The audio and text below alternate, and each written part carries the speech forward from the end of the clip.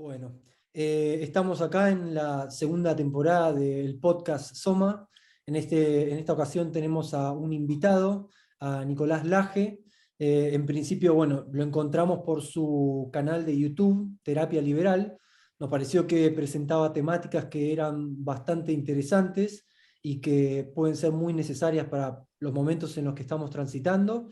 Entonces se nos ocurrió por ahí la posibilidad de abrir nuestras charlas que en primera instancia eran entre Santiago y mi persona, poder compartirlas con otra gente, nutrirnos de otras perspectivas.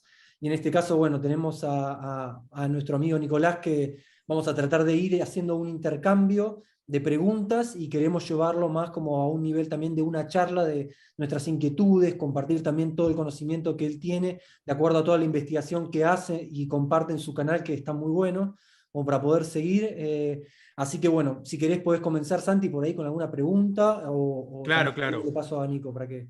Bueno, aquí tenemos algunas preguntas. Obviamente es un lineamiento que tengo, pero la conversación puede irse para otro lado, ¿no? Pero bueno, la primera pregunta que tenía para vos es, ¿cómo y cuándo fue que comenzaste a darte cuenta de esta conspiración y plan de instaurar este nuevo orden mundial distópico que está surgiendo? Bueno, voy a ser absolutamente directo con esto. Cuando empecé con el canal, con Terapia Liberal, la intención mía era hablar de liberalismo.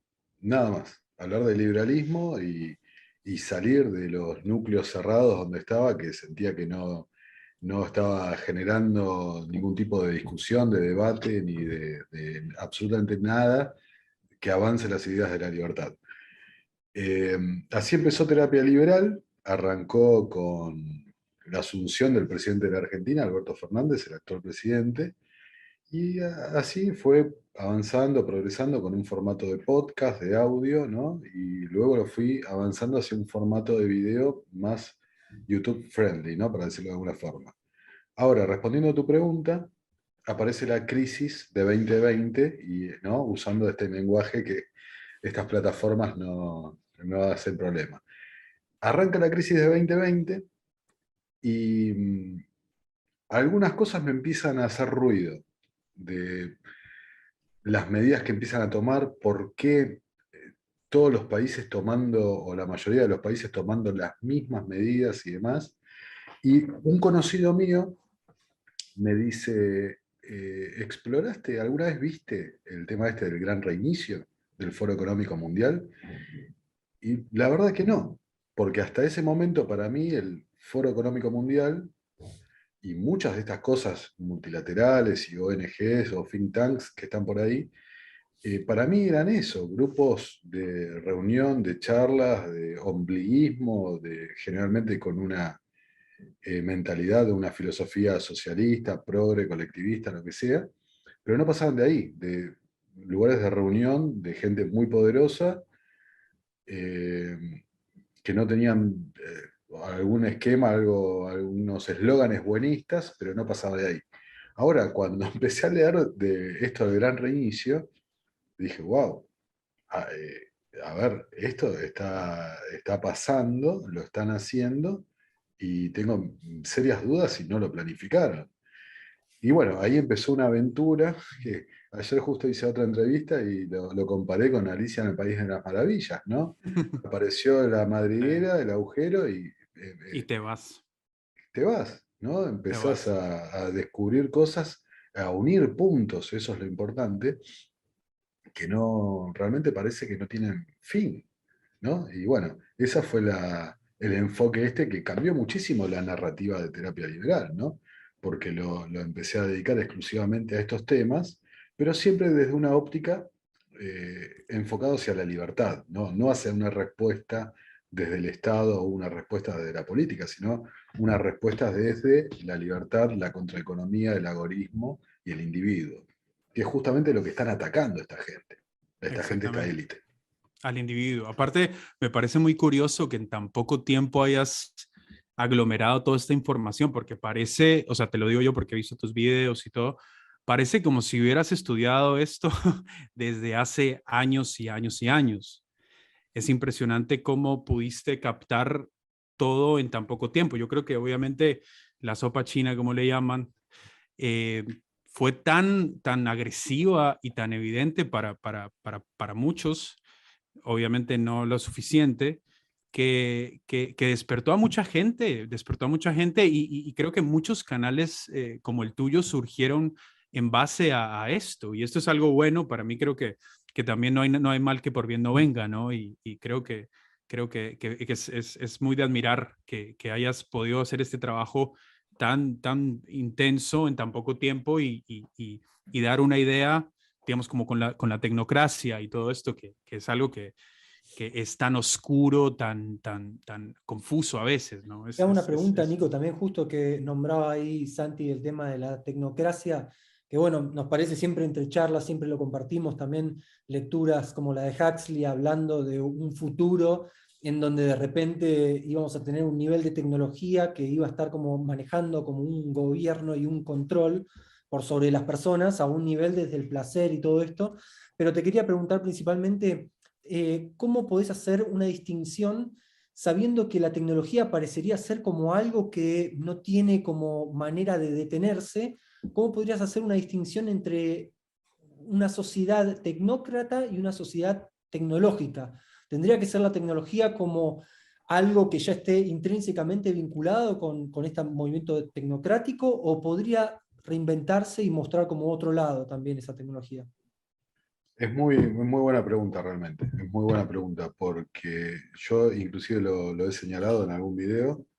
Me encanta la tecnología, soy re fan de todos los gadgets y estoy siempre al día y me encanta mi iPad y vivo buscando nuevas apps y cosas para mejorar la producción de los videos y demás. Me encanta la tecnología, pero la tecnología, como la información, el conocimiento, no es intrínsecamente buena o mala, no tiene ética, es el ser humano cómo lo aplica, cómo usa las cosas. Y justamente esta gente, el plan tecnocrático, que claramente fue un antes y después en terapia liberal, la información de la tecnocracia fue algo clave en el despegue del canal y en la comunicación de las ideas.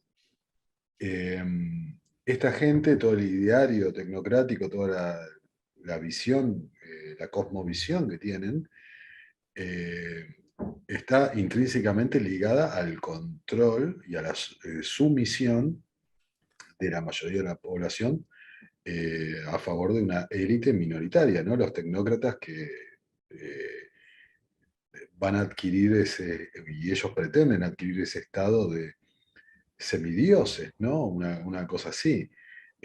También está ligado al transhumanismo y demás, pero eh, voy a hacer un pequeño regreso al comentario que hizo Santiago. No es que el trabajo mío haya sido fenomenal de investigación y que estuviera... No, no.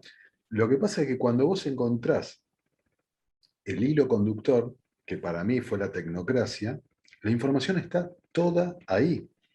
Lo que pasa es que la gente, la gran mayoría de la gente, no tiene ningún interés. Los medios de comunicación ciertamente tienen interés en que la gente no tenga interés en estas cosas, pero está todo ahí. Está todo ahí. ¿Cómo llegué? Para que se den cuenta de un ejemplo práctico que fue el caso mío, ¿no? Realmente no tengo mucho mérito en esto. Estaba leyendo los artículos del Foro Económico Mundial, que es algo que hago prácticamente cada tiempo libre que tengo, y di con un artículo que se llamaba Platón tenía razón, ¿no? Y era una exaltación de la idea del filósofo rey y esto y lo otro, y lo concluían de una forma muy directa, que el nuevo filósofo era el científico, ¿no? El científico, y ahí empezó a googlear, bueno, esta expresión, ¿de dónde la sacaron? ¿Qué quiere decir? Esto y lo otro. Y ahí llegué al trabajo de Patrick Wood, un absoluto desconocido, ¿no? Ni hablar para el público latinoamericano.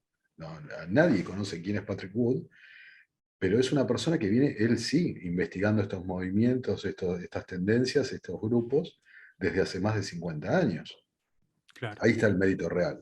El único mérito mío fue encontrar la aguja que estaba escondida. en el pajar, ¿no? No estaba simplemente perdida, estaba disimulada y tapada bajo pilas y pilas de información basura, que es lo que te dan los medios. Pero, en resumiendo lo que planteaba Lucas, efectivamente, o sea, la tecnología tiene usos y es imparable y el progreso es lo que lleva justamente al avance de la sociedad, al crecimiento de la sociedad. Pero esta gente monopoliza la tecnología, usa formas de violar, digamos, los principios del mercado, es todo capitalismo de amigos y un fascismo exacerbado para obtener beneficios y así conducir a todo el rebaño humano hacia el redil del sistema tecnocrático de absoluto control y absoluta planificación de todos y cada uno de los puntos de nuestras vidas. Es así de sencillo. Claro, yo Claro. creo que lo importante es como poder hacer hincapié y énfasis en el hecho de lo más importante de la tecnología que nos permita una posibilidad de descentralizar ese poder. Que eso también lo veía y por ahí me quedaba también una duda con relación a algunos temas que te escuchaba en tu YouTube, en tu canal.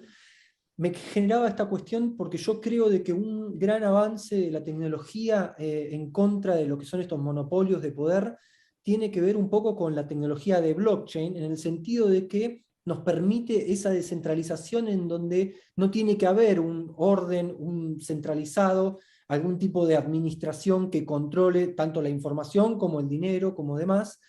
Y por eso me quedaba que algunas veces por ahí escuchaba y yo veía que por ahí se relacionaba mucho la moneda, que es el Bitcoin, pero que en realidad el cerebro detrás de la moneda es la tecnología del blockchain, como con, claro, entiendo también que cuando uno ve todo lo que es estos movimientos financieros, se está ya empezando a hablar de la digitalización inminente y de como que toma partido un poco los bancos y las entidades económicas a querer empezar a jugar un poco un rol dentro de toda esta nueva tecnología, pero que justamente cuando le hacían una pregunta en el Congreso de Davos a una de las personas, le preguntaban sobre blockchain y veía yo cómo rápidamente hablaba de Bitcoin en vez de blockchain, porque blockchain evidentemente es la caída de todos estos monopolios financieros de bancos y de todo eso, y cómo distraía un poco la atención de blockchain y lo llevaba a cuestionar la volatilidad de Bitcoin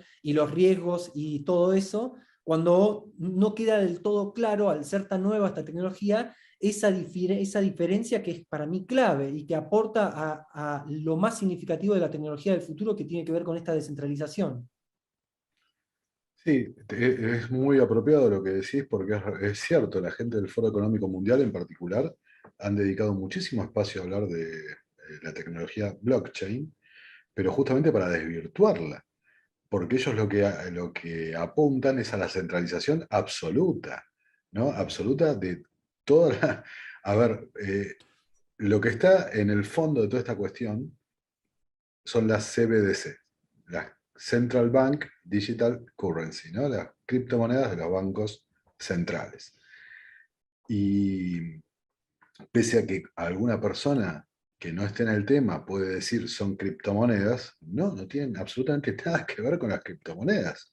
Pueden servirse de partes de la tecnología de blockchain para montar su sistema y la empresa Ripple, XRP, el código de la cripto, que tiene mucho que ver en esto, de cómo les están montando la tecnología para que se pueda armar este sistema de CBDC, pero en última instancia es el sistema más anti-blockchain que pueda existir.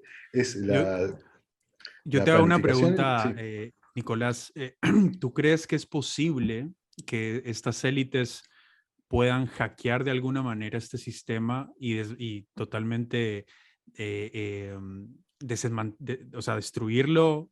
Porque me viene a la mente lo que sucedió en Canadá con los traileros, que si bien supiste, les congelaron las cuentas, los fondos que estaban donando los bloquearon y todo eso. Tú siendo abogado, ¿tú crees que es posible que un ente del Estado tenga el poder para totalmente, digamos, construir lo que Bitcoin y blockchain representa? O sea, totalmente destruirlo, o crees que ya prácticamente es algo que se soltó y que es imposible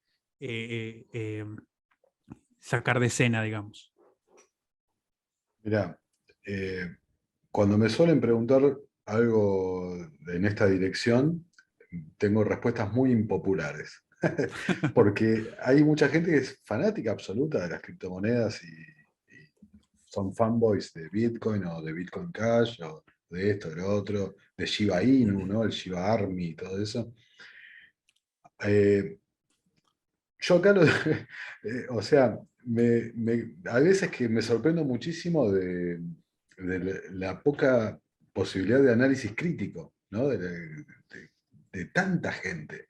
De la ingenuidad, quizá, claro, también. Claro, es que, por ejemplo, ¿no? Lo que dijiste de los camioneros canadienses.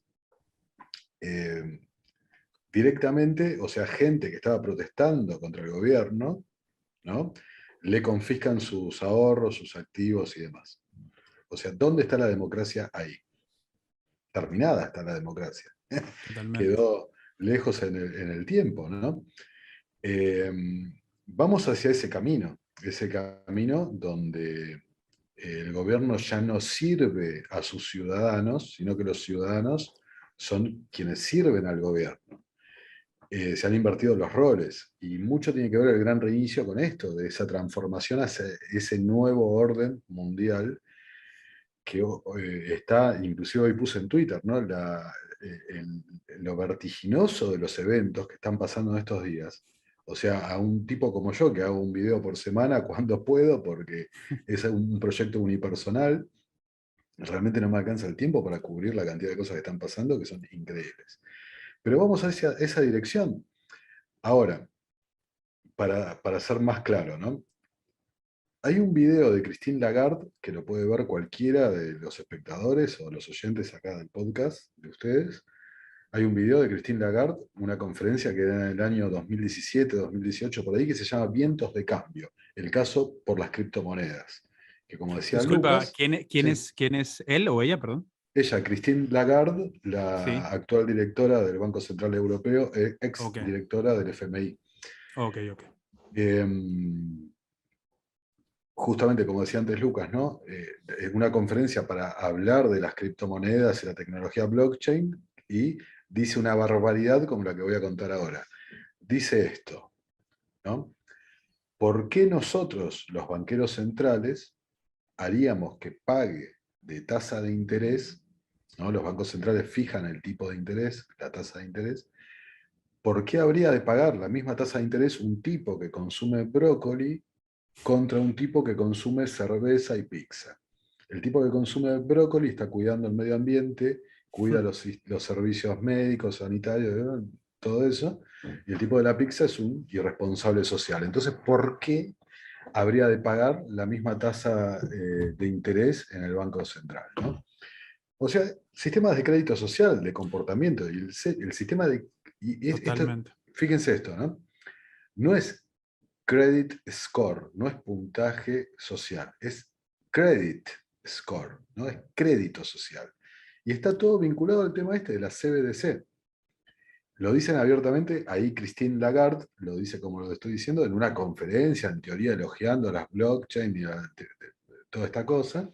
Dice, vamos a forzar que la gente tenga una determinada conducta. Ese es el autoritarismo más grotesco que hay. Y sofisticado, sí. Claro, ahora, ese es el camino. La liberación podrían ser las criptomonedas, ¿no? Por donde empezamos. De cómo la gente puede descentralizarse, puede salir de la órbita de estas élites financieras, de los bancos centrales, de los políticos y demás, y esto que lo otro. Pero hay que ser realista, y por eso es impopular mi respuesta. Hay que ser realista. Cualquier persona que hace trading, ¿no? Yo tengo experiencia haciendo trading de acciones normales, ¿no? Digamos, de activos de empresas, ¿no? Títulos, acciones normales. Tengo algunas experiencias con trading de criptomonedas. Cualquiera que conoce cómo funciona el mercado se da cuenta quién maneja el mercado. El mercado lo manejan las manos fuertes, las ballenas, como dicen en el ambiente cripto. ¿Y quiénes son las ballenas? ¿No? Capaz que las ballenas, capaz que la Reserva Federal, capaz que es Morgan Chase, ¿ok? Entonces las manos fuertes, las ballenas, son las que mueven el volumen, que cualquiera que vea un gráfico de los mercados, las barritas de abajo son las del volumen que no las mira nadie. Ahí está la cosa. Entonces, por más protocolo, por más esto que tengas, esto lo que sea, el Estado tiene la facultad de regularlo, hacer lo que le parezca. Como congelaron los activos de los bancos tradicionales con los camioneros de Canadá, también congelaron las wallets en Coinbase de ciudadanos rusos, ¿no? Si tienen Justo el poder para hacer esto. mm, tienen el poder, por supuesto. Y también algo que se puede adquirir en el mercado libre, quien tenga más plata puede comprar más y puede ganar una posición dominante sobre eso. Por un lado, ¿no? Los que tienen más plata en este mundo son la gente que tiene la potestad de crear el dinero de la nada, de imprimirlo o apretar un botón. Esas son las élites financieras. Ahí está, eso por un lado. Por el otro tienen la capacidad de regularlo y cerrarte los caminos para cualquier cosa. Entonces quizás vamos a terminar haciendo nosotros tres contra economía, escondidos en la clandestinidad, y vamos a negociar con bitcoins. Y capaz que ese bitcoin valga nada. O capaz que vale un montón, no se puede saber, pero lo cierto es que ellos tienen la potestad para hacerlo. Es más, yo estaba discutiendo con Lucas esta tarde que tenía yo una idea que no sé qué pensás de esa idea, que en mi pensamiento conspirativo me imaginaba que quizá es posible de que el Bitcoin y el blockchain puede ser un caballo de Troya creado por ellos mismos de alguna manera para crear un sistema digital, para crear la idea de un sistema digital, acondicionar un sistema digital. Y después, cuando la gente ya está metida en este sistema, lo entiende, lo comprende, quitarlo, digamos, quitar la descentralización del mismo y hacer algo con eso, no sé, pensaba de que, o sea, ya nada me sorprende a mí en este mundo, ¿no? Pienso que a veces siempre hay como un tipo de oposición controlada, ¿no? Siempre hay como entes que parecen ser los héroes que están en contra del nuevo orden mundial y todo eso, pero en el fondo tal vez están jugando solo ese papel para hacer creer que hay una alternativa, ¿no? Que hay algo diferente, pero quizás están detrás de eso y tienen el poder para hacerlo. Entonces, yo sé que eso también lo mete a uno en un estado mental muy paranoico y uno puede empezar a ver cosas en todos lados, pero no me sorprendería que pudiera de alguna manera ser ese el caso, ¿no? Bueno, pero fíjate una cosa. Vos agarrás el Foro Económico Mundial, literalmente yo ahora si te comparto pantalla lo puedo buscar y se ve. Vas a la página del Foro Económico Mundial, socios estratégicos, ¿no?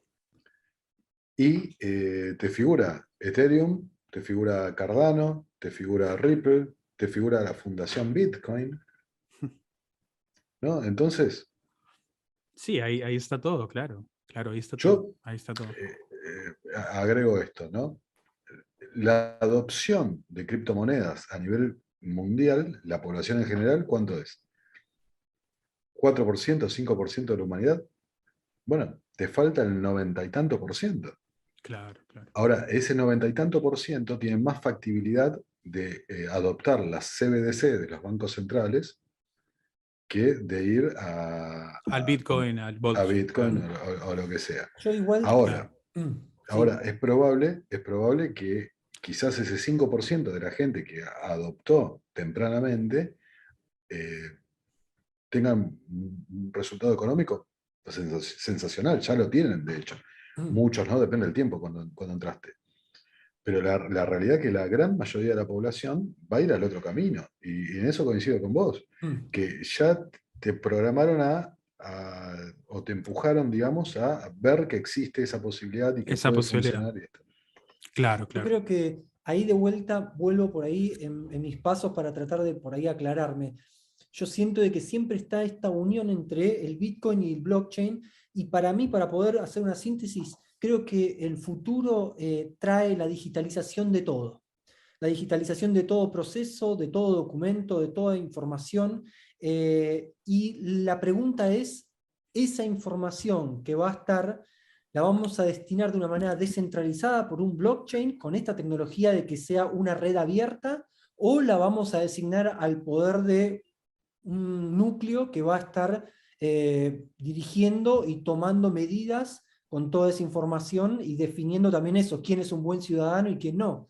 El tema por ahí es eso, creo que no tanto de la unidad financiera y de moneda, que es el Bitcoin, sino ver por ahí la parte del blockchain y el aporte que genera ante una inminente situación de futuro en donde toda la información va tanto de lo que serían los documentos que tengamos, las propiedades, de todo lo que tenga que ver con historial de salud, con todas esas cosas ya va a formar parte de un universo digital, y la pregunta es cómo queremos después designarle una ética a esa tecnología, porque me parece que nos pasa por arriba, y terminamos por ahí en un orden y bajo un control de un poder y no de todos, que sea de una manera un poco más abierta. Eso por ahí lo que sentía que tal vez en la primera parte cuando lo enfocaba no había quedado claro, tal vez.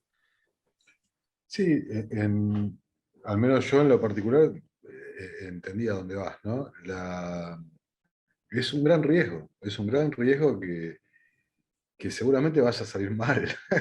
Vaya a salir mal porque, eh, digamos que, o sea, es muy probable que esta élite lleva la ventaja porque lo vienen trabajando hace mucho tiempo y logren imponer el sistema autoritario que quieren, pero también es muy probable que salga una resistencia por el otro lado. Siempre una acción hay una reacción, ¿no? Totalmente, En totalmente. términos esotéricos, hasta lo podemos decir, siempre funciona así, se tiende al equilibrio.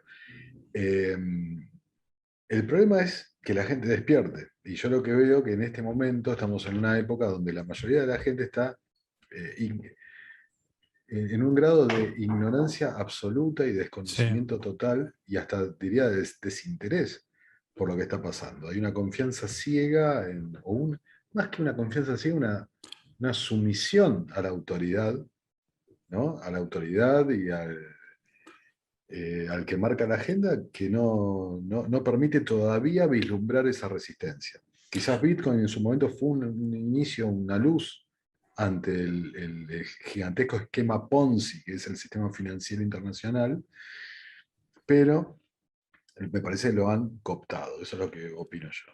yo a veces lo veo como el síndrome de Estocolmo, ¿no? Como que la gente sospecha que están controlando su vida, pero lo que requiere tener una actitud ante eso, en contra de eso, es demasiado esfuerzo, demasiada energía, y arriesgan su vida, arriesgan su reputación, arriesgan su familia, su comida, todo. Entonces creo que el despertar no solo conlleva saber la información, sino tener algo muy profundamente adentro, una dignidad que creo que es lo que carecemos, ¿no? Lo que el mundo en general carece, esa dignidad humana de decir, ok, estoy siendo engañado, me han mentido, no voy a mirar hacia el otro lado, sino voy a hacer algo al respecto. Yo creo que hay mucha gente que sabe, sospecha, pero tiene esta cuestión de disonancia cognitiva también, ¿no? Y tiene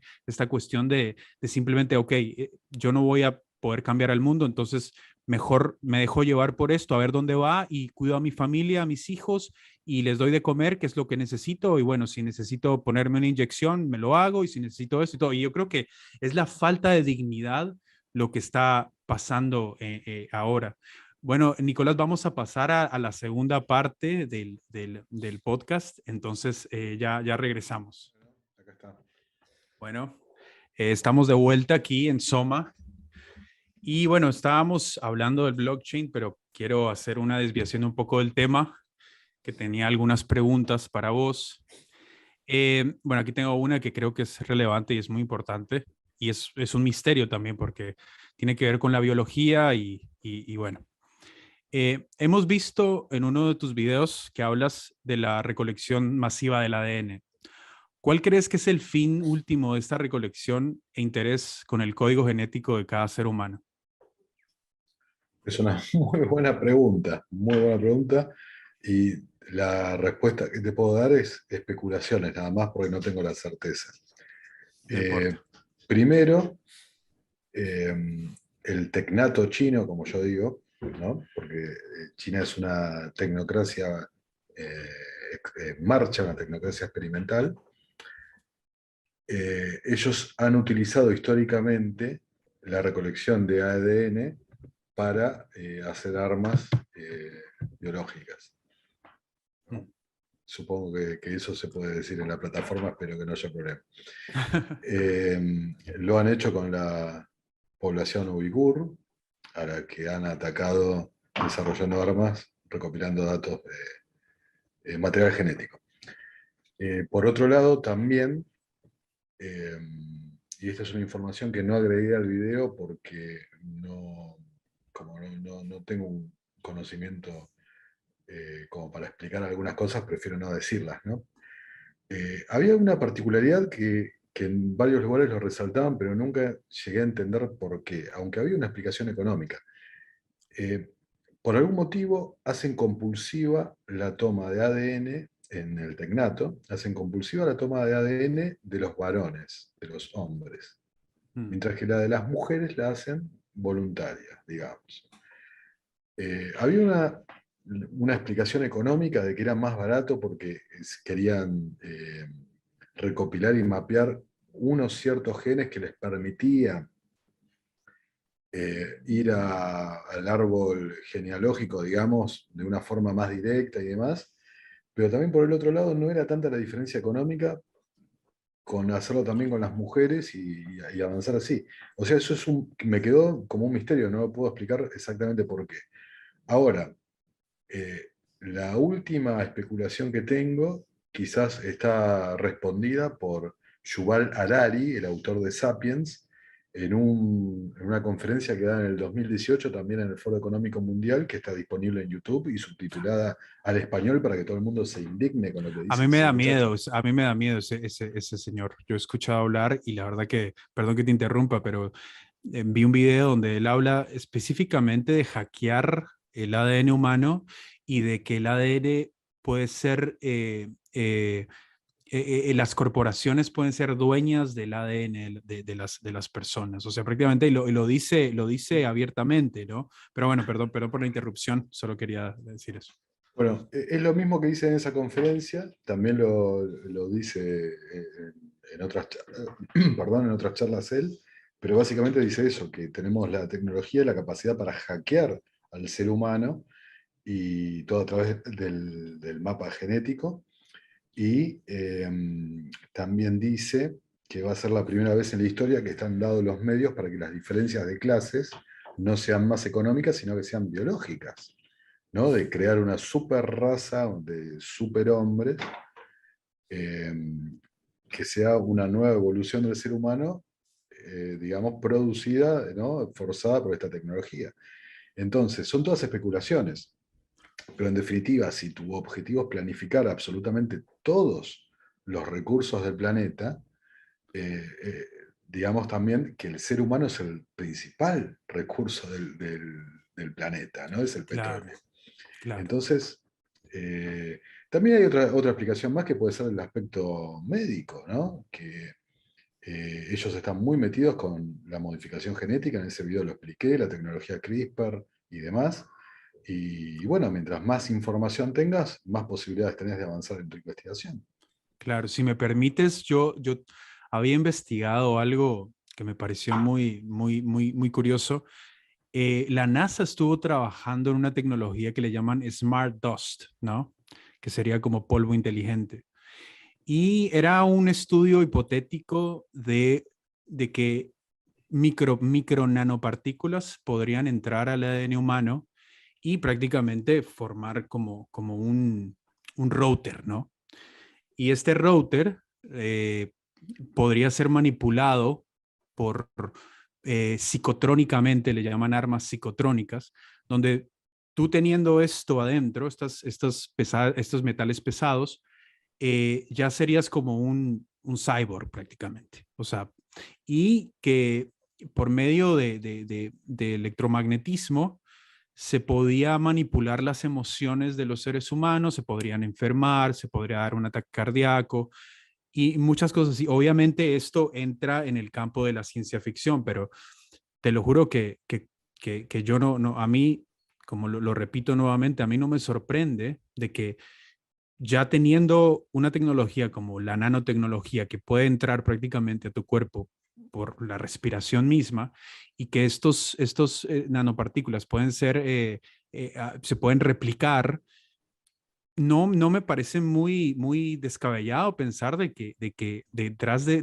esta recolección de ADN o también de todos los pinchazos, etcétera, que ha sucedido ahora, puede existir algún tipo de destino psicotrónico donde a distancia se pueden manipular las emociones o enfermar a los seres humanos, etcétera.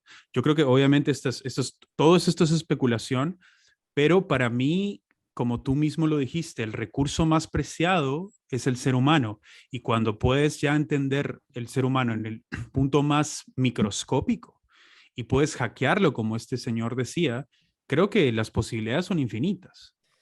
Yo creo también de que estamos hablando por ahí en esta particularidad sobre el ADN, sobre la biología, pero también creo que ya venimos hace mucho tiempo hackeados a nivel psicológico. Y vi videos también en donde hablabas, Nico, de todo lo que es la ingeniería social y cómo cada vez se profundiza más.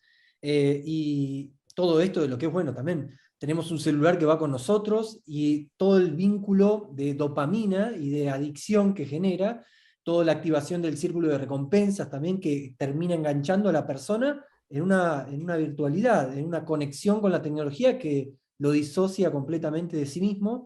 Y te quería por ahí abrir paso para que por ahí si nos podías compartir también algo de todo lo que es este manejo también de la psicología que por ahí viste o te cruzaste a través de las lecturas. Sí, vamos por partes, ¿no? De lo que decía Santiago, eh, porque ahí dijiste, bueno, esto es ciencia ficción. Ahora, ¿qué es la ciencia ficción? ¿No? Sí. Porque, qué sé yo, 1984, ¿no?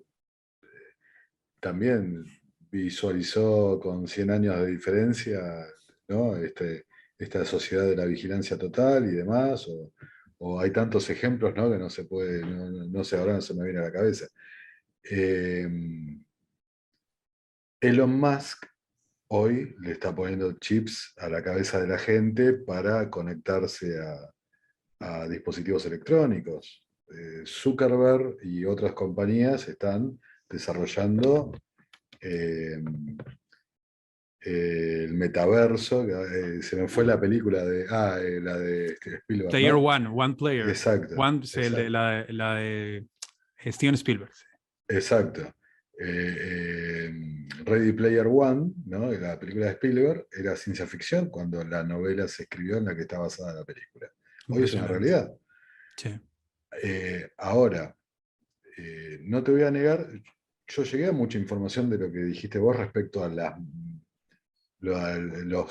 los preparados que se han aplicado, los tónicos medicinales y demás. Claro. Eh, no he subido material sobre eso porque me cuesta. O sea, yo prefiero tratar de documentar lo más que puedo, ¿no? Para que no dejar el espacio a que se ridiculice o lo que sea. Pero es cierto que se ha probado y ya está verificado de que tenían componentes que decían que no tenían. Como Exacto. también hay estudios que han probado que modificaban, que alteran, todavía no se sabe exactamente el daño o en qué medida, pero alteran el ADN y se pasaron diciendo que no alteraban el ADN.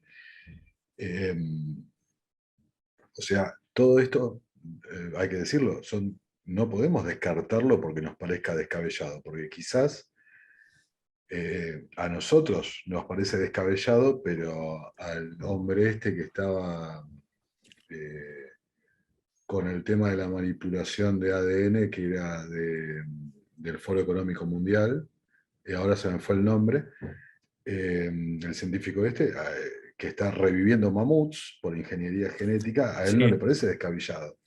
eh, ahora se me fue el nombre de Charles algo, pero bueno, no importa. Ahora, respecto a lo que decía Lucas, eh, el condicionamiento y la manipulación de la conducta, ¿no? Las técnicas estas de manipulación psicológica, es algo que los estados vienen trabajando hace muchísimo tiempo, muchísimo, muchísimo tiempo. Y creo que también en cierta manera esto que estamos diciendo, de lo que a nosotros nos puede parecer absolutamente delirante y lo descartamos de plano, tiene mucho que ver también con la manipulación, porque nos hace cerrarnos, ¿no? Encerrarnos en una cosmovisión muy limitada cuando afuera hay cosas pasando que no se pueden creer. Eh, o sea, ahora se me viene a la mente un video que todavía no lo grabé, que lo voy a hacer sobre el nuevo orden mundial, ¿no? Y lo arranco diciendo esto, que el nuevo orden mundial era lo que decía David Icke en la década del 90, y pegado a lo de los reptilianos, y era el hazmerreír para gran parte de la gente, ¿no? En algunas cosas tenía razón David Icke, y Sí, hoy totalmente. se ve que el nuevo orden mundial, o sea, hoy Biden habla abiertamente del nuevo orden mundial. Pero ahí está, cuando te condicionan a una cosa, tildarla o analizarla desde ese punto de vista de que no es aceptable o es ridículo o lo que sea, manipulan tu forma, direccionan tu forma de pensar de una manera, ¿no? Totalmente, totalmente. Y es más, o sea, a mí siempre me ha parecido un poco extraño, tal vez por mi forma de pensar, que ¿por qué es tan difícil imaginarte un grupo de personas poderosas que tienen recursos ilimitados, que tienen una mente psicópata y que pueden planear sin problema un sistema totalitario tecnológico? O sea, eso, o sea, si tenemos manipulación en casa, en una casa, tenemos manipulación en un barrio, tenemos manipulación en una ciudad, en un país, ¿por qué no podemos pensar de que en un sistema como en el que vivimos pueden reunirse ciertas élites, tener ciertos planes en común o visiones en común o ideologías en común y simplemente por los recursos que tienen hacerlo realidad? Y eso en mano de la tecnología, en mano de los medios de comunicación, en mano...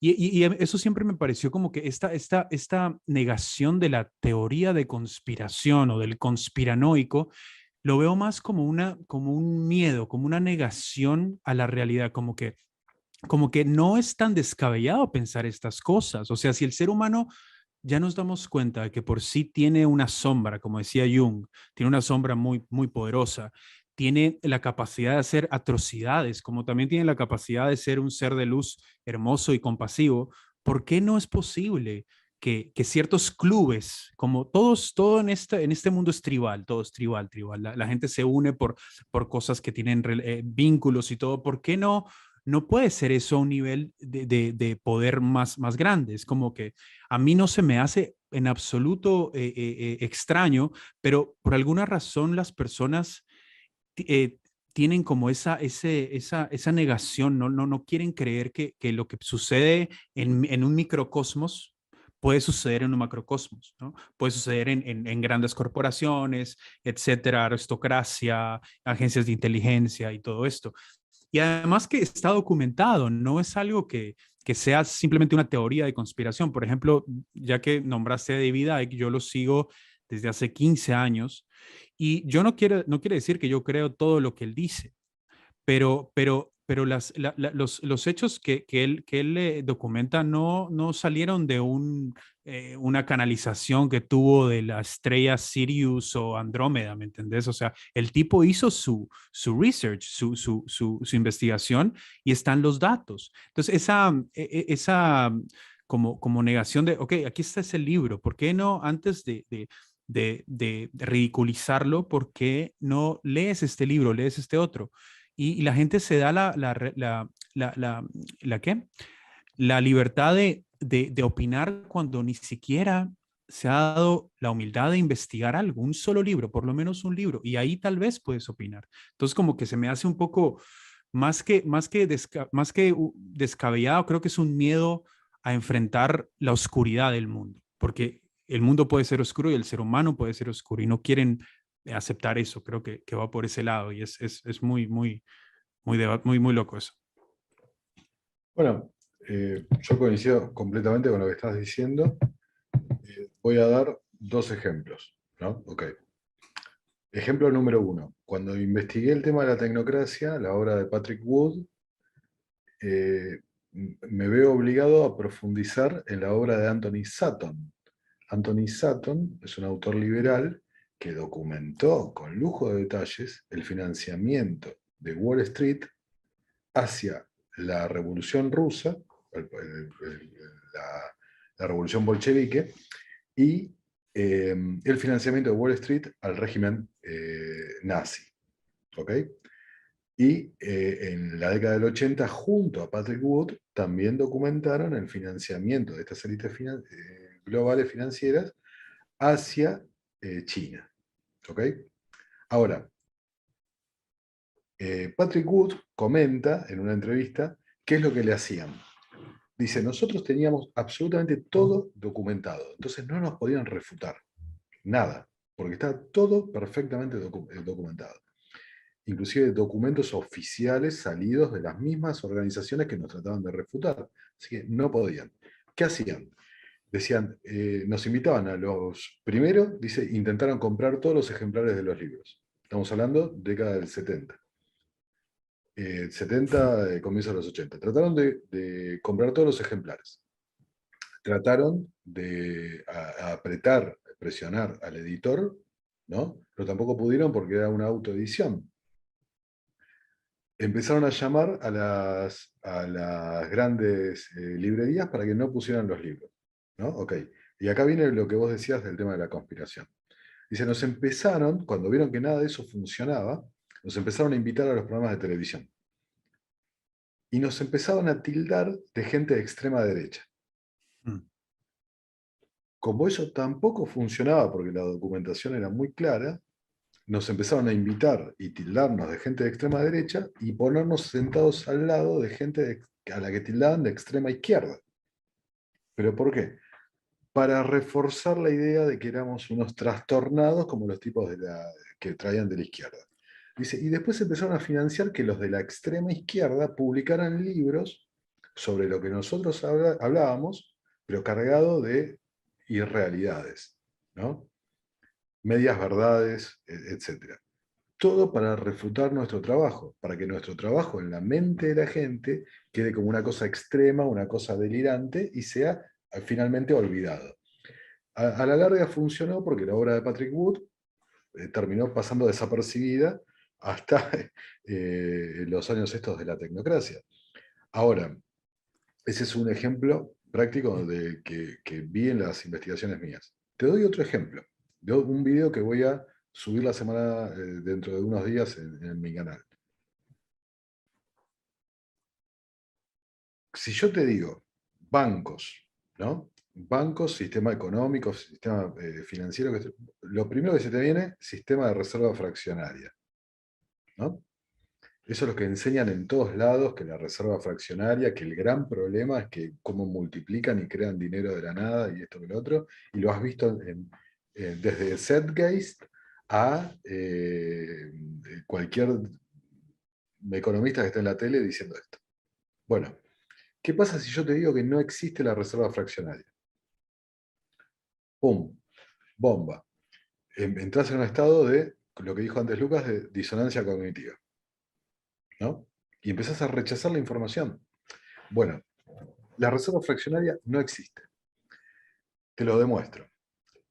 Richard Werner, persona a la que cité, economista alemana al que cité en mi canal, por ser expulsado del Foro Económico Mundial, publica un paper donde demuestra empíricamente que no existe la reserva fraccionaria. Ese paper tiene el mismo camino de lo que conté antes de Patrick Wood y demás. Ese paper es desnostado, censurado, eliminado, no publicado, cancelado, todo lo que queremos decir.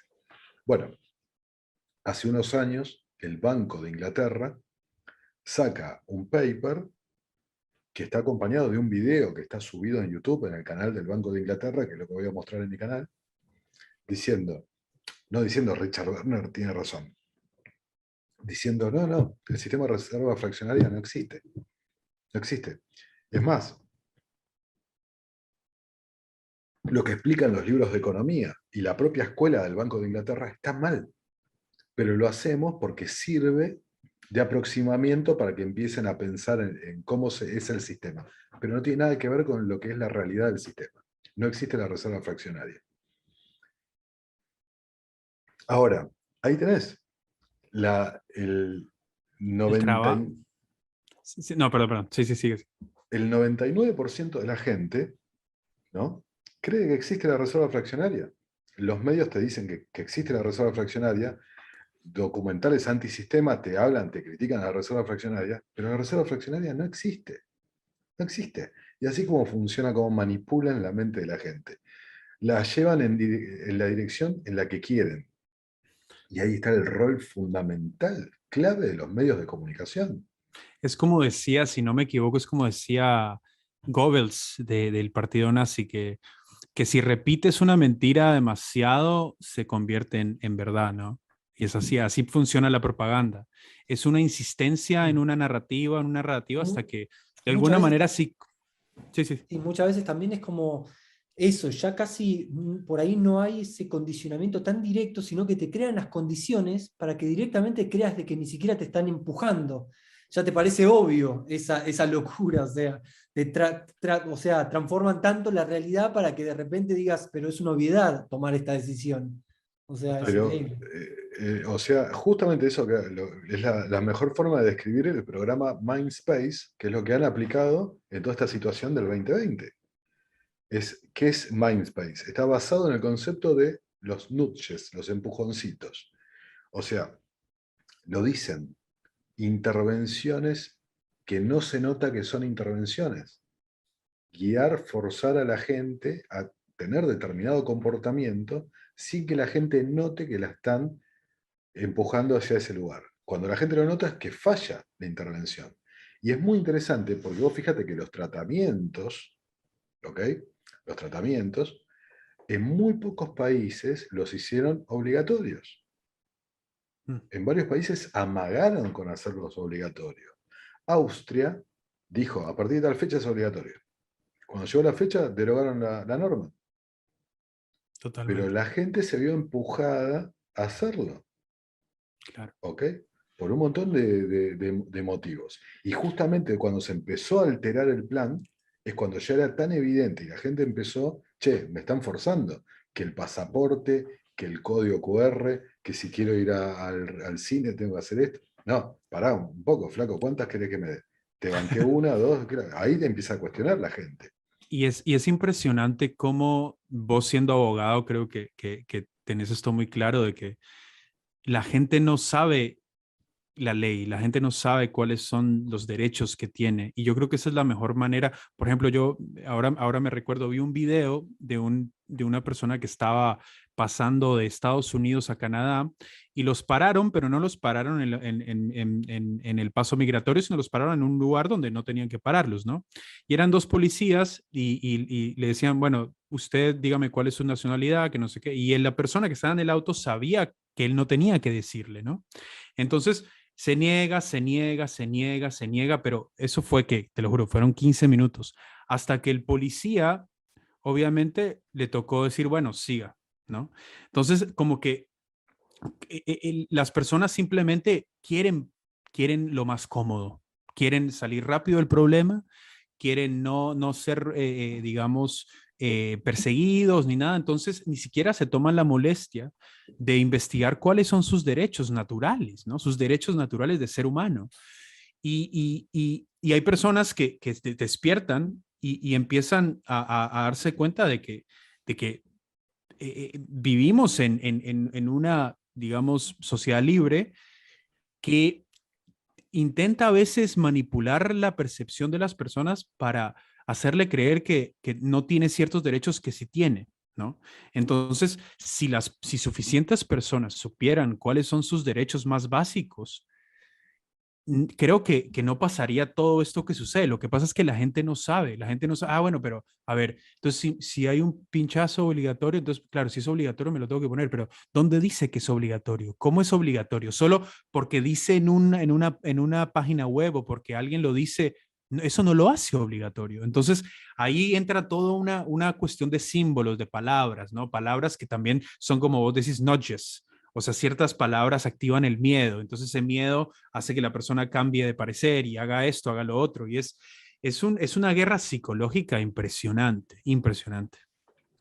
Sí, a ver cómo lo puedo organizar, porque son muchos temas realmente los que has dado. Sí, Hay una, o sea, si vos me decís en una frase nada más, describime el gran reinicio, voy a hacer una aclaración ahí. El gran reinicio en realidad es la transición hacia lo que quieren claro, aplicar. No es lo que quieren aplicar el gran reinicio. El gran reinicio es el parto, es el ¿ok? parto, sí.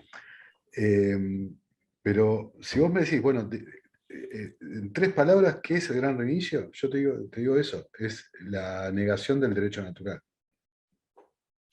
Así de La fácil. negación, totalmente. La negación del derecho natural, porque en última instancia, todo este régimen autoritario, tecnocrático, como lo queramos definir, porque en última instancia es lo mismo, planificación central por los créditos de energía, por el crédito social, por lo que sea, planificación central, autoritarismo, del más puro y duro. ¿Y qué es el autoritarismo? Es la negación de que las personas tienen derechos inalienables, derechos anteriores a cualquier legislación humana. Ese es el derecho natural. El derecho natural es que yo, vos, Lucas, todos tenemos derechos por ser seres humanos, derechos eh,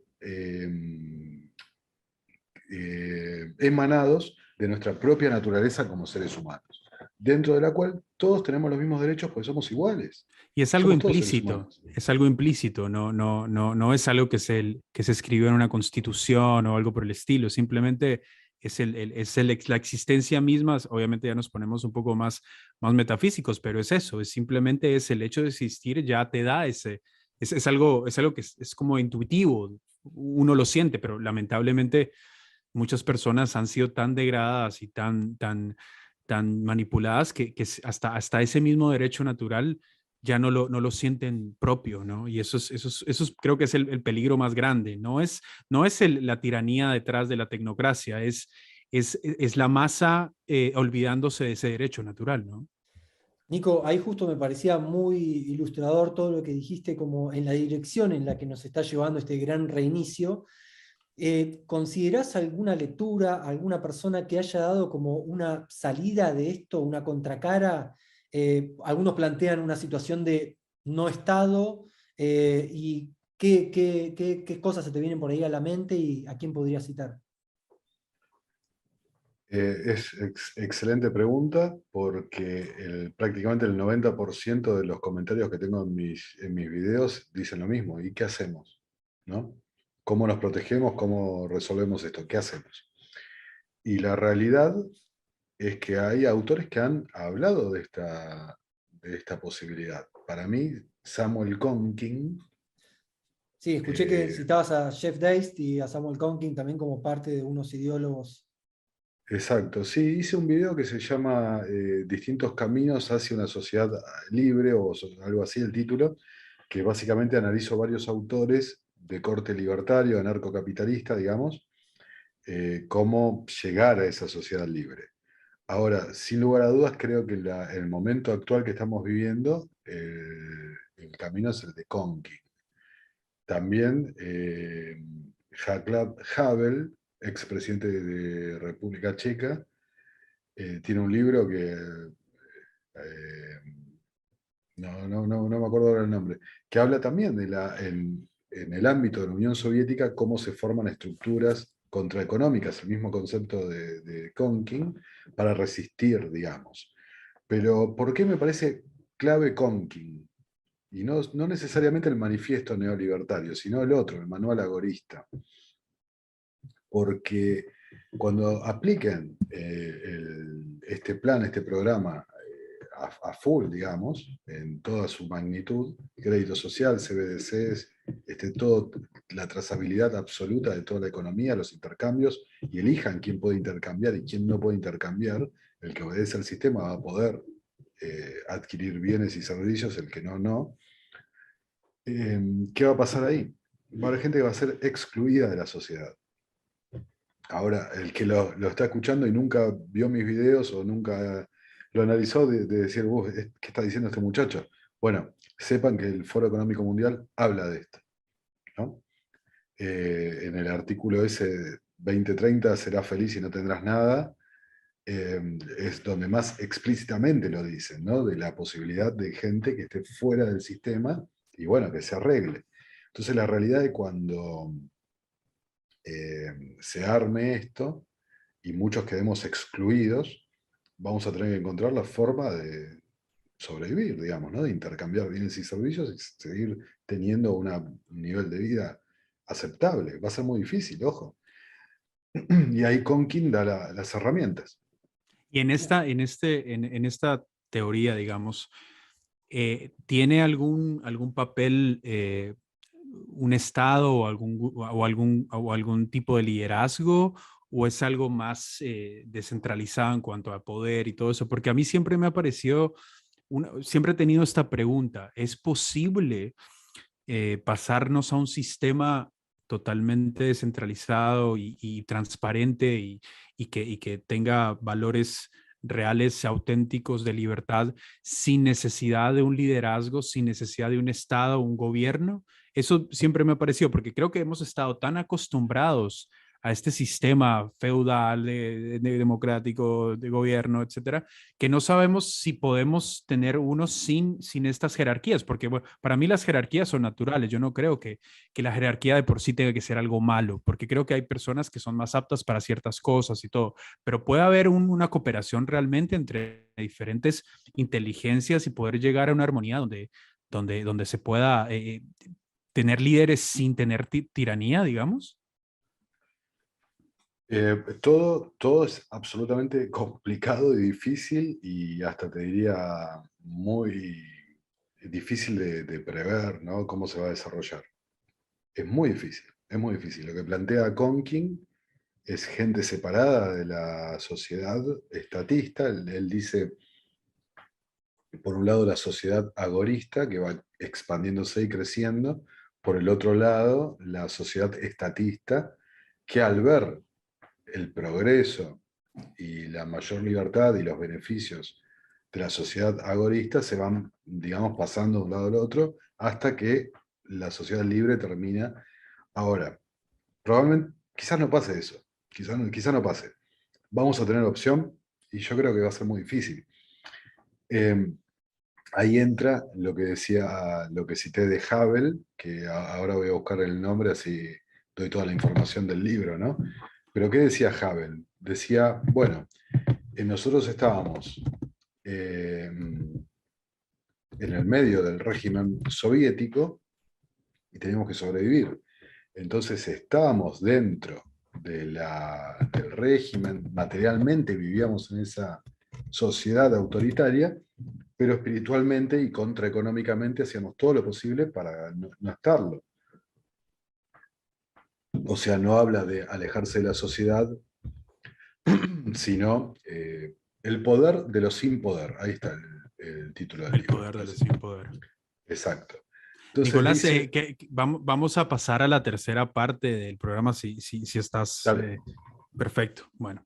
Sí, principalmente, bueno, justo vos estabas cerrando lo que sería la última charla, que nos venías planteando también un poco todo lo que es esta presentación de una nueva sociedad tecnócrata que de algún punto iba a estar desplazando a las personas que no estén a favor de esta modalidad, y que mi pregunta también era si esta sociedad va a estar funcionando y operando y en algún punto manipulando mucho al individuo a través de todo este manejo de la información y de la tecnología. Que quede una persona por fuera de eso sería estar siendo como marginado de todo este mundo tecnológico. Uno tendría que irse hacia un nivel como mucho más, como distanciado de todo esto, que sería como la manera del enganche también para meter a la persona dentro de esa modalidad. Absolutamente, absolutamente. Yo cada vez estoy más convencido, y esto es un work in progress, ¿no? Es lo que voy avanzando en mi propia investigación. Estoy cada vez más convencido que lo que de 2020 fue una prueba en realidad. No vimos lo peor, fue una prueba. Y todo esto que estamos hablando de quedarte afuera de la sociedad y demás, ya tuviste la muestra, ¿ok? Tuviste la muestra acá en Argentina, que fue en la ciudad de Buenos Aires, en la provincia de Buenos Aires, uno de los confinamientos más largos y extensos y restrictivos. Tuvimos con claridad que hay trabajos esenciales, que hay trabajos que se le pueden suspender, que pueden pasar a tener una suerte de renta básica universal y una absoluta dependencia hacia el Estado. Hemos visto lo que hablábamos antes del derecho natural completamente anulado, ¿no? El derecho al tránsito, a la reunión, a la libre expresión, ojo, ¿no? Hemos tenido una muestra de lo que es. Y si no participás, no vas al supermercado. Y si no participás, no vas al cine. Y si no participás, y bueno, quizás mañana no puedas adquirir alimentos. Más, ojo, más en estos momentos donde se habla seriamente de la disrupción en la cadena de suministros y de potenciales problemas de escasez de alimentos, que lo va a haber. Hubo un fenómeno que me pareció muy curioso que sucedió en Argentina. Yo siendo extranjero, ya viviendo aquí 12 años, siempre me pareció de que la sociedad argentina era una sociedad que protestaba, que iba en contra de lo establecido y todo. Y esa fue la idea que siempre tuve, ¿no? Por todas las historias de la dictadura y todo eso. Y la gente como que creció en un ambiente como subversivo, etcétera, ¿no? Pero me pareció curioso, y no sé qué piensas tú de esto, de que pasó lo del 2020 y la sumisión exagerada que vi en este país me sorprendió mucho en relación con la idea que yo tenía de que la gente en general era más, digamos, disruptiva, era más subversiva, era más anti-gobierno, lo establecido, ¿no? Y no sé qué timbre le tocaron al argentino, digamos, pero algo totalmente inesperado sucedió. No sé qué piensas tú en este caso específicamente de Argentina, por ejemplo. Sí, yo en realidad lo que creo que esa imagen que te habías hecho es equivocada. No, el pueblo, yo tengo 42 años, nací en el año 79. Ahora en mayo voy a cumplir años. Eh, la, para mí el pueblo argentino está absolutamente mentalizado desde un punto de vista fascista, con un culto al líder, a esa personalidad que marca paternalista y demás, y hay toda una adoración respecto al rol del Estado y demás, y creo que son muchos años que a través, particularmente a través de la educación pública, y educación pública me refiero los contenidos diagramados diseñados por el Estado, porque hay educación pública de gestión privada, pero el contenido lo sigue marcando el Ministerio de Educación. Y toda esa educación definitivamente tiene un rol absolutamente estatista, antiderecho natural, antiliberal, ¿no? Inclusive el liberalismo está pésimamente asociado en Argentina y con mucha razón, porque en realidad ha sido siempre conservadurismo o derecha más pro mercado, digamos, pero no en lo social y en lo cultural, digamos. Esa es mi opinión. El argentino tiene una... Esto me lo dijo yo, participé en política, ahora me acordé de una anécdota. Fui asesor de un diputado en el año 2002, del año 2002 al 2004.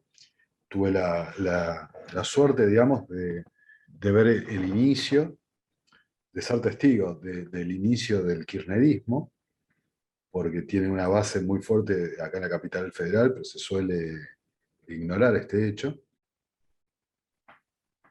Y, y te puedo decir que un político me dijo cuando estaba ahí, me puso este ejemplo. Un político que había sido embajador en Perú. Me dijo, hablando de la crisis del 2001, me dice, en Argentina hay 3 muertos y se acabó la protesta. La gente, me dijo, la gente no da la vida por sus convicciones, por sus valores, y menos que menos por la libertad. Y bueno, la realidad que en ningún lado debería pasar que el gobierno salga a atacar la libertad, la vida, la propiedad de la forma que lo hacen, pero acá se consiente porque están mentalizados para que sea así.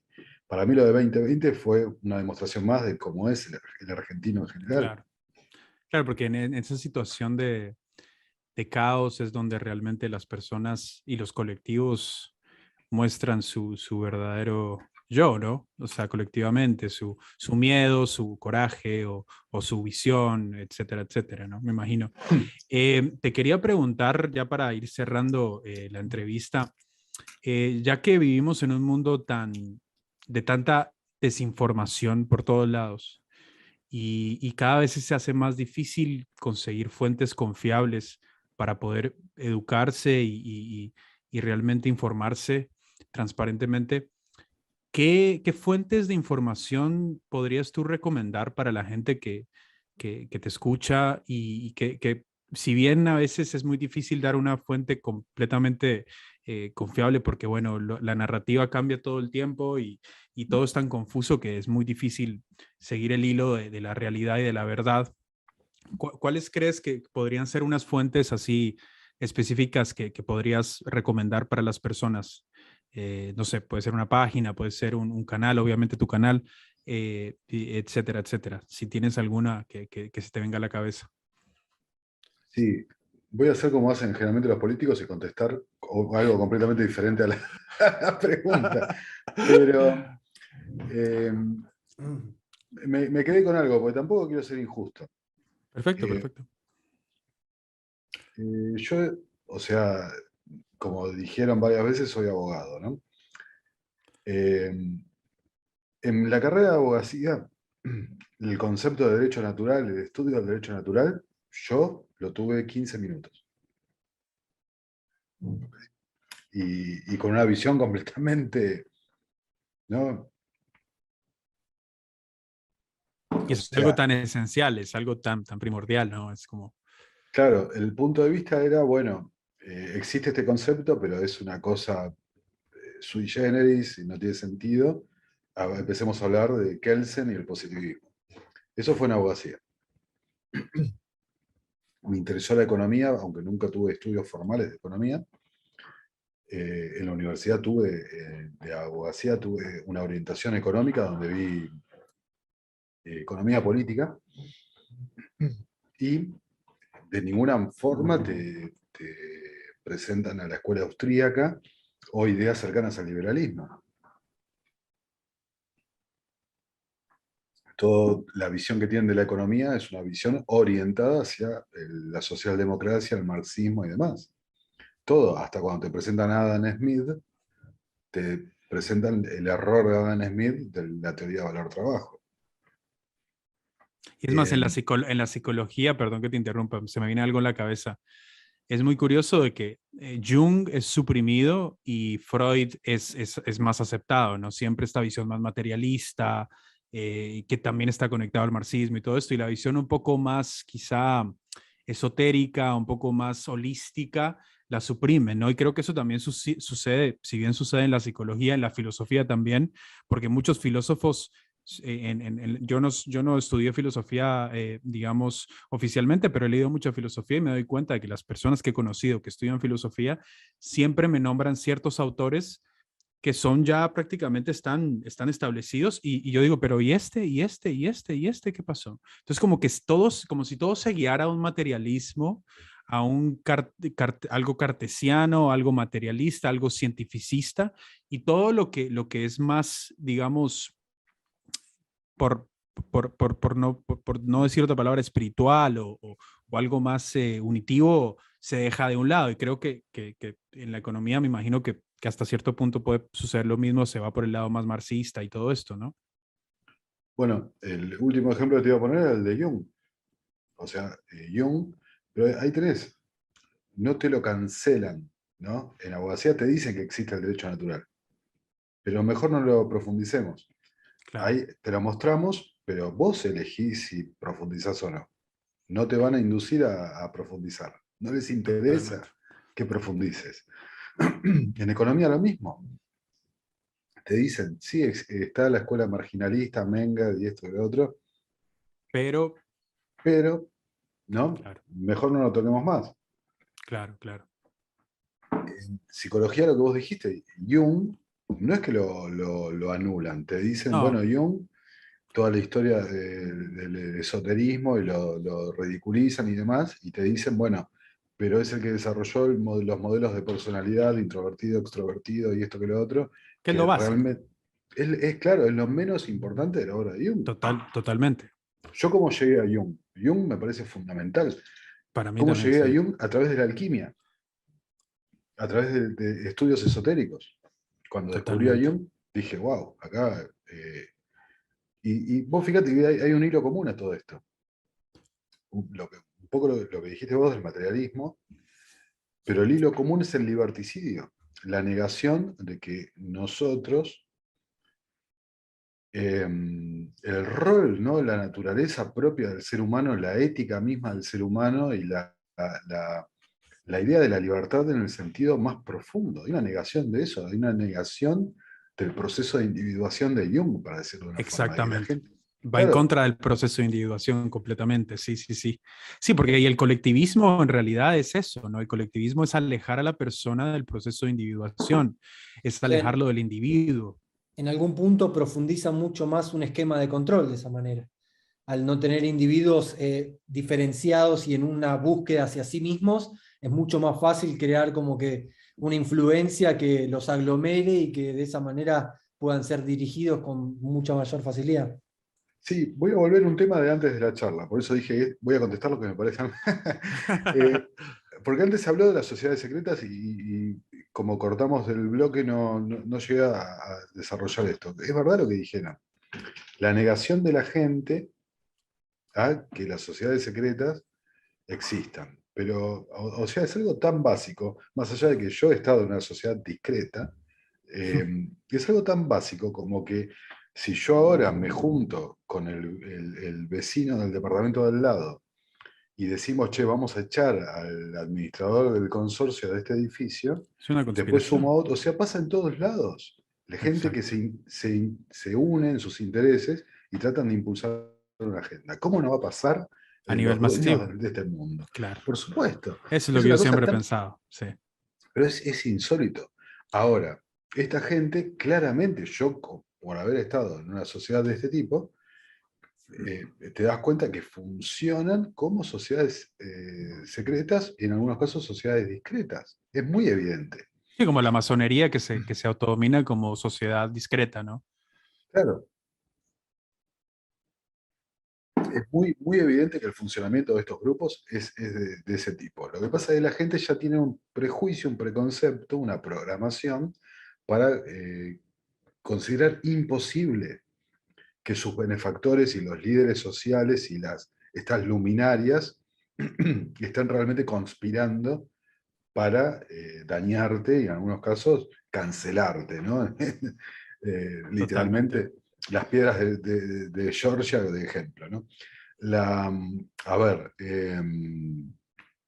eso creo a grosso modo. Ahora, como dijimos varias veces en esta charla, es el hombre el que usa las herramientas para el bien o para el mal, ¿no? Un martillo, y estoy tirando una perla simbólica, esotérica, que es algo que suelo hacer en mis videos, pero poca gente lo puede identificar. Un martillo puede ser utilizado para construir o puede ser utilizado para matar. Totalmente. Es el hombre el que lo empuña, el que elige. Y el conocimiento, la espiritualidad, el conocimiento sagrado, esotérico, que está justamente velado a la gran población, a la mayor cantidad de la gente, hay personas que lo usan para el bien y hay personas que lo usan para el mal. Hay personas que Exacto. quieren divulgarlo, abrirlo y ver qué pasa. Hay personas que quieren dejarlo en círculos cerrados y cada vez más cerrados. Y entrando en este tema me parece interesante porque si te das cuenta, los griegos tenían los misterios menores y los misterios mayores, ¿no? Y los misterios mayores eran para una pequeña élite y los menores eran para el vulgo. ¿Vos crees, y esta es una pregunta que tenía planteada, pero no sabía si íbamos a llegar a un punto tan profundo en la conversación? eh, aquí tengo la pregunta, así me la tengo más clara, ¿no? ¿Crees que esta élite, no, perdón, eh, ¿crees que esta élite tiene algún tipo de incentivo religioso, esotérico o filosofía metafísica detrás de sus planes, evidentemente materialistas, cientificistas y todos? ¿Crees que hay algo esotérico detrás de todo esto? Algo que si bien utilizan obviamente muchas armas esotéricas de simbolismo y de manipulación psicológica y todo, ¿crees que son más ateos o crees que son más tienen algo religioso en su culto, digamos, por así decirlo? Yo creo que sí, tiene un aspecto religioso, pero no en el sentido que podemos identificar como generalmente entiende la gente como por religión. Yo, o sea, creo que tienen determinados pilares de pensamiento, dogmas de pensamiento establecidos, y en base a eso es donde trabajan, ¿no? Creo que el principal pilar, lo dijimos en esta charla, es lo de Harari, ¿no? El hombre Dios, el hombre eliminando la evolución natural y forzando, trascendiendo el rol, tomando un lugar de superhombre, digamos. Creo que eso lo ven en un sentido dogmático religioso. Eh, Creo que también que es una mala interpretación, es mi criterio, mi humilde criterio, es una muy mala interpretación del conocimiento esotérico.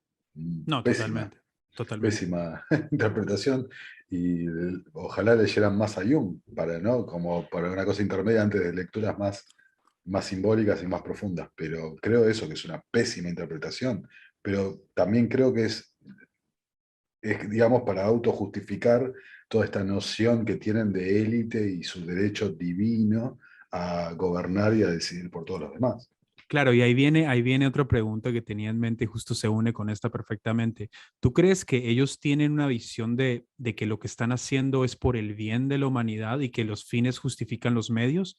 ¿O simplemente crees que son psicópatas que quieren destruir todo y hacer un caos y esclavizar? Porque a veces se me hace muy difícil creer que tanta gente se una simplemente para destruir. Y yo digo, tal vez sí, están destruyendo sin saber que están destruyendo, pero les falta un pilar de conocimiento y ese pilar de conocimiento que les falta los hace creer de que el único camino para que el ser humano pueda convivir de una manera utópica, en su utopía fantasiosa, es controlando a los seres humanos. ¿Vos crees que en su último, o sea, su última, digamos, misión es algo que tienen como algo bondadoso, como algo como que es la única forma de vida? ¿O crees que simplemente no es así? Porque eso es algo muy curioso que siempre me Sí, pregunté. eh, es una muy buena pregunta, y creo que la respuesta es esta. Vamos a poner nombres propios para que se entienda. Greta Thunberg, ¿no? Para mí Greta Thunberg cree dogmáticamente que está salvando al mundo. eh, Ponele, Jamie Dimon, que es el CEO de JP Morgan, creo que él cree, bueno, aprovechemos nuestra posición de poder para robar todo lo que se pueda. Creo que los que están arriba de ese nivel, que estamos hablando Es difícil de decir esto porque son cosas, ¿no?, que se pueden, pero bueno, hay que hacer el rastreo histórico. Estamos hablando de estas familias bancarias elitistas que vienen de la nobleza negra, que vienen... Jesuitas. exacto. Yo creo que esa gente que ya... hay que ponerse en el lugar, ¿no? Sí. Es gente que me acuerdo de Patrick Wood, decía este comentario, decía, yo tengo $100.000 en el banco. El tipo aquel tiene $10 millones en el banco. Pero esta gente, dice, ellos son los dueños del banco. Ellos van ahí, bueno, tráeme una bolsa con 1 millón, 2 millones. O sea, esa gente que ya, digamos, ha trascendido las necesidades materiales que podemos tener todos nosotros, tienen otro tipo de necesidades. Y Totalmente. quizás algunos consideren que están cumpliendo una misión, algunos consideren que realmente el planeta requiere reducir la población al 20%, como lo han escrito. Hay de Claro. todo. Sí, como está, por ejemplo, el caso de, y a mí esto siempre me ha parecido muy curioso, está el caso de la familia Rockefeller, que tenés a David Rockefeller, que ya murió obviamente, y está Lawrence Rockefeller. David Rockefeller, un tirano completo, y Lawrence Rockefeller, que es de la misma familia, el hermano, empezó a dar dinero para investigar el fenómeno ovni y cosas de este tipo, y para investigaciones realmente, digamos, interesantes y que tienen algún beneficio para la humanidad. Pero por el otro lado tenés al el gemelo malvado, ¿no? Y yo creo que esto también puede suceder en todas las familias y en términos así elitistas globales, que si bien hay un deseo de poder y de control inmenso, creo que también hay gente en esos pilares de poder que están haciendo lo posible para girarlo de otro modo, ¿no? Y pensarlo, o sea, creo que no creo que todo sea tan malo, como que creo que hay gente en esos niveles de poder que realmente quieren hacer el bien y están haciendo lo posible, pero a veces les falta un poco de influencia y tienen mucha resistencia, no sé, pero bueno, ahí sí nos vamos a otro tema mucho, un, Sí, un rabbit, un rabbit hole bastante profundo. no, lo que pasa es que hay un punto central. Ellos capaz que están absolutamente convencidos de que están haciendo el bien, Claro, esa pero, es la pregunta. pero han caído en una arrogancia en un lugar que, o sea, de ninguna forma tenés la autoridad, porque nadie te la dio, ni es moral que consideren. O sea, no tenés la autoridad para decidir el destino de la vida de otra persona. Totalmente. Eso es tiranía. Y, y esta gente realmente, o sea, antes me habían preguntado de los materiales, ¿no? Yo recomiendo muchísimo el trabajo de Iain Davis, que es el autor del libro Pseudo Crisis de 2020, pero no búsquenlo por la palabra que va Me con P. pasaste el libro, sí, me lo pasaste el Claro, PDF. Sí, sí, sí. es periodista, es fantástico, y él en el libro, sí, en el libro, dice esta gente cree religiosamente, dogmáticamente en un par de cosas. Creen que tienen un derecho divino, que viene del concepto de los reyes, Sí, de la ¿no? sangre azul, etcétera, sí. Que son una nobleza, que son una élite realmente, y que tienen que son los encargados de que la raza humana, la especie humana, continúe en este planeta, no se extinga, ¿no? Y si hay que hacer lo que hay que hacer, hagámoslo. Y Delirio de también grandeza inmenso, claro. inmenso, y también son todos, y esto, o sea, es muy evidente, porque lo escriben, son todos maltusianos. Sí, Todos no, creen sí. en las ideas maltusianas de La, reducción de población. claro, la eugenesia y todo este rollo. Sí, yo creo que Hollywood también es una representación de eso. O sea, tú te das cuenta, el mundo de Hollywood, la gente vive como en un sueño, como en una burbuja, y creen que son jueces morales de lo que debe ser Leonardo DiCaprio con el clima, toda esta gente, como que, y yo creo que hasta cierto punto ellos se lo creen porque viven en un ambiente de narcisismo tan extremo y todos se los dan y tienen una grandeza impresionante que hasta cierto punto los podés como te da hasta cierta lástima, ¿no? Porque no es culpa de ellos, crecieron en ese ambiente, la aristocracia también creció en ese ambiente y hasta cierto punto lo único que les enseñaron es que sí, nosotros somos los dueños del mundo y es nuestra responsabilidad dirigir hacia dónde el mundo se mueve, ¿no? Y eso es también un punto psicológico que hay que tomar en cuenta. No hay que aceptar lo que están haciendo, obviamente hay que luchar con todo lo que se puede contra eso, pero también hay que entender desde qué psicología vienen y de dónde viene su educación, etcétera, etcétera. Claro, como por un lado hay que entender, cuando lo hablamos de abogacía, economía y psicología, hay que entender que mucha gente está tan condicionada que no pueden ver y profundizar y salir de esa zona que les han implantado. No hay que criticar y atacar a esa gente. Hay que tratar de ayudar, al menos lo que creo yo, hay que tratar de ayudarlas a que Sí, total. despierten, A que ¿no? despierten. Aunque a Totalmente. veces me parece arrogante usar la palabra despertar y esto y lo otro, pero No no hay se me otro ocurre, término mejor, la claro, no verdad se me que ocurre Claro, otro. yo creo que también es por ahí el brindar nuevas perspectivas fuera de ese condicionamiento que está pareciendo muy de lo cotidiano, muy habitual. Como te crean todo ese contexto y que al no tener como una perspectiva diferente, una mirada un poco tangencial, uno, o sea, se pierde por ahí de otras realidades también. sí. Bueno, por un lado está la gente que le pasa todo lo que están describiendo, ¿no? Que están tan condicionados, pero por el otro lado también está lo que dijeron, el tipo que nació en su cuna elitista y está también condicionado a ese pensamiento. Pero también hay muchos en el medio que son idiotas útiles y hay muchos otros que están aprovechándose. Leonardo DiCaprio, que lo nombraste, yo lo mostré en mi video, es parte del programa del Foro Económico Mundial, de los Young Totalmente, Global Leaders. Entonces no podés totalmente. ser tan idiota de estar hablando del cambio climático y demás y esto y lo otro, e ir en un jet privado, mandar a la chica que te arregla las cejas en un avión privado para que vaya a una entrega de premios. O sea, o Greta Thunberg, ¿no? Que hacer todo el circo que hace y después ir en un yate que está contaminando más que... O sea, esa gente, digamos las cosas, o son muy idiotas o son parte de soldados de este sistema porque se están beneficiando de eso. Yo Claramente. creo, Yo, sí, perdóname y termino con esto, sí, que sí, sí, claro. en uno de los videos míos, el de la economía de la escasez, y miren qué visionario que fue realmente, pero no por un mérito mío, ¿no? Y antes que me dijiste de las fuentes, porque no hay que informarse, esto se lo digo al espectador, no hay que informarse por CNN, no hay que informarse acá en Argentina por La Nación, Clarín, etcétera, etcétera.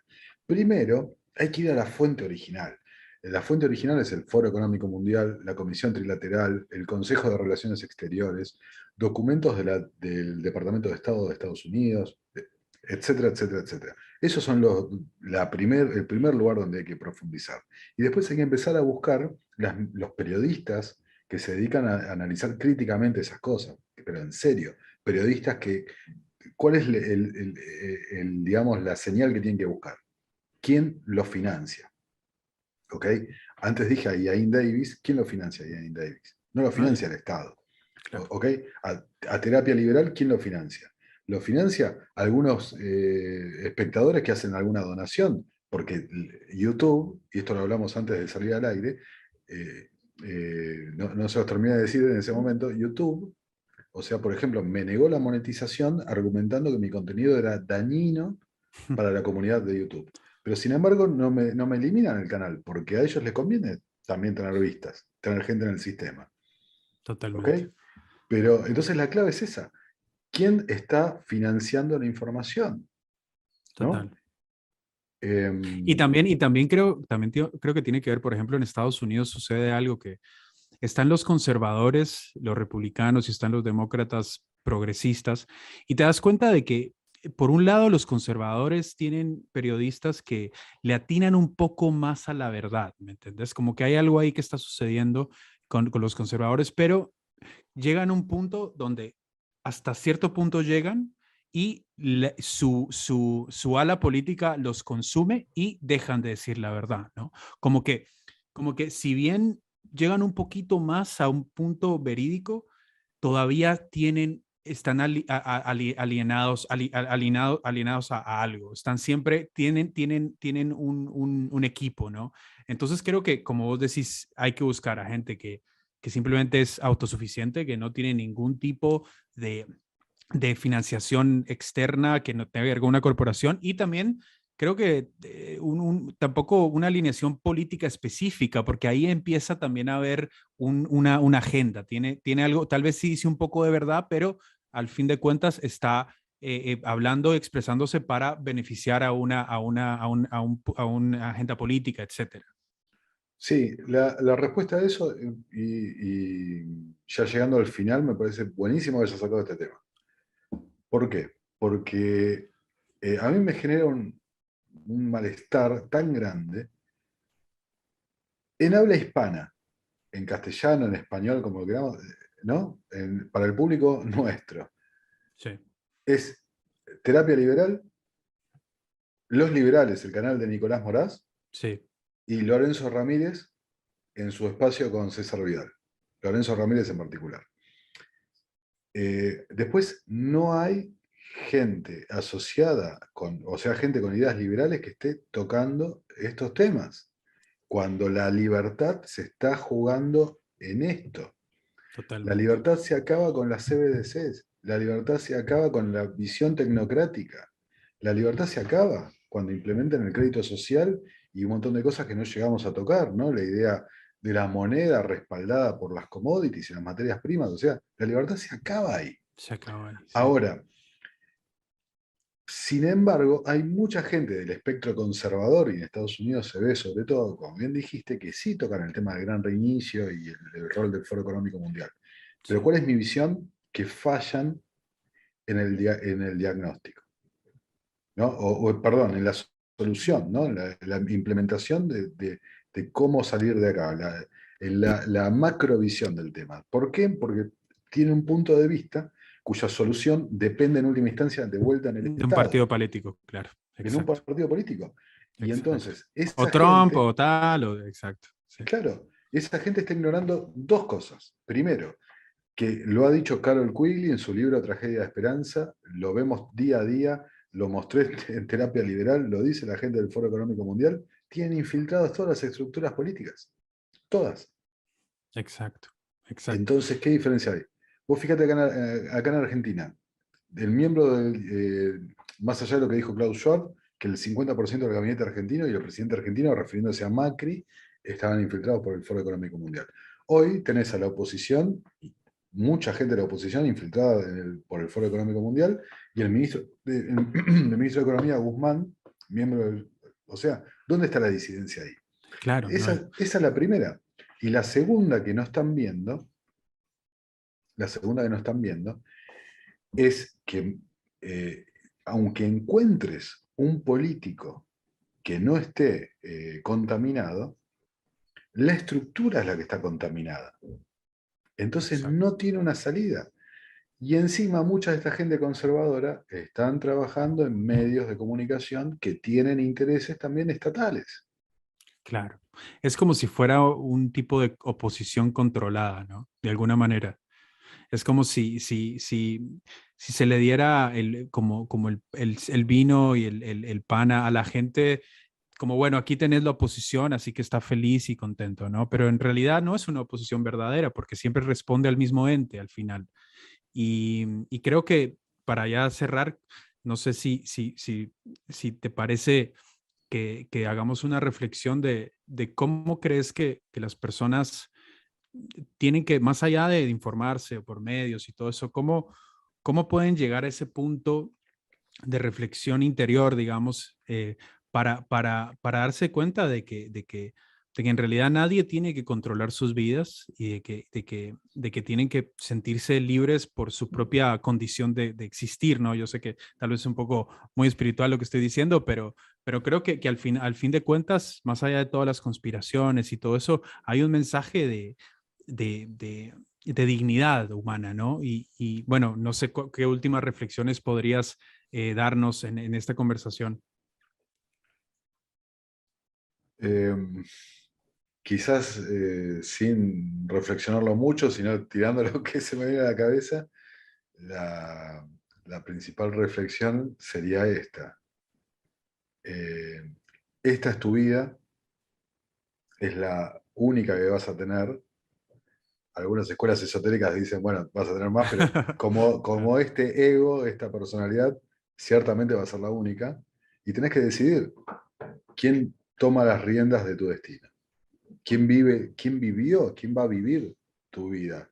¿Vos o alguien te va a imponer tu destino? ¿Vas a ser libre o vas a ser esclavo? Así de fácil. La seguridad que te prometen, por la que muchos se entregan hasta su cuerpo, es falsa. No existe esa seguridad. Lo único que existe es libertad o coacción, libertad o servidumbre. Cada uno elige, cada uno tiene que hacerse responsable de la decisión que toma. Ahí se me surgía la frase que dice claramente, te venden, te regalan miedo para venderte seguridad. O sea, en algún punto más o menos va por esa línea. Y Siempre fue eso. David Icke dijo una vez que era una elección entre el miedo y el amor, ¿no? Y creo que eso tiene mucho que ver. Nicolás, te agradecemos un montón. De verdad que fue una conversación alucinante. Creo que nos fuimos a 2 horas, si no estoy mal. Y nos gustaría, obviamente, tener una segunda parte porque creo que se quedaron muchos temas volando por ahí. Te agradecemos por tu tiempo, por tu conocimiento, por tu persona. Y bueno, esperamos verte pronto y hablar de nuevo. Bueno, cuando quieran, no tengo ningún problema. Siempre estoy dispuesto a salir y poner la cara y decir estas cosas porque realmente siento que es lo que hay que hacer. Hay que defender lo que nos queda porque van por todo. Exactamente. Bueno, nos hablamos. Suerte. Hasta luego. Muchas gracias, Gracias. Nico. Muchas Chao. gracias.